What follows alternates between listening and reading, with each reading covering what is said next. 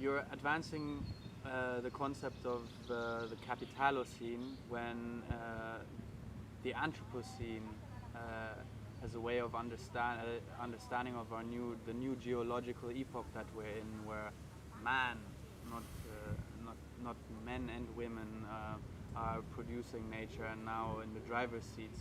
And you're advancing Capitalocene as a concept to in a sense, appropriate the concept of Anthropocene for other more political purposes. Also as a way of rehistoricizing actually what the Anthropocene is about. Could you explain your understanding of the Anthropocene and why we should see it as Capitalocene? Well, I think, again, there are two souls of the Anthropocene argument. One is a straightforward geological argument involved in the search for so-called golden spikes and the geological examination of stratigraphic signals. And I think that's one Anthropocene. I think the other Anthropocene, which has gained such popularity, is to recast the history of the modern world as the age of man, Anthropocene. I would say two things immediately. First of all, this is an old capitalist trick to say that the problems of the world are the problems created by everyone, when in fact they are the problems created by capital.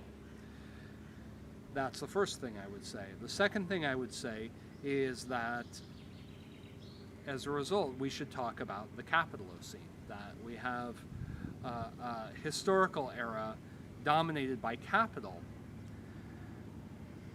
but it's not shaped by the steam engine. The steam engine has been hugely important.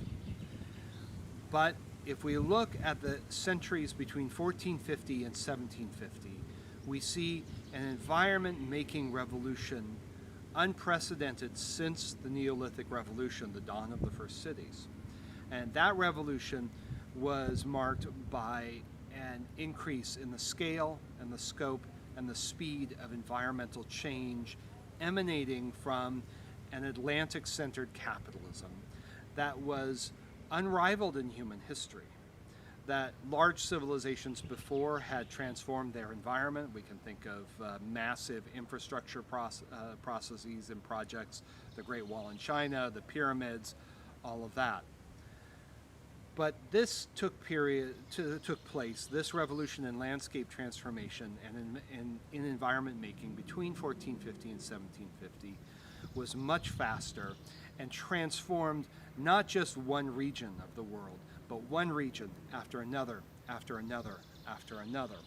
And that it was in these centuries that we saw not just a new dominance of commodity production and exchange in transforming global environments, but we saw new ways of seeing and knowing nature with a capital N. That is, nature became something out there, outside of society, and included many non-whites especially, included many women, many people, many humans, perhaps most humans at the time were excluded from humanity and given over to nature. Why? Because if you could turn nature into a set of objects, you could turn nature into a set of cheap objects.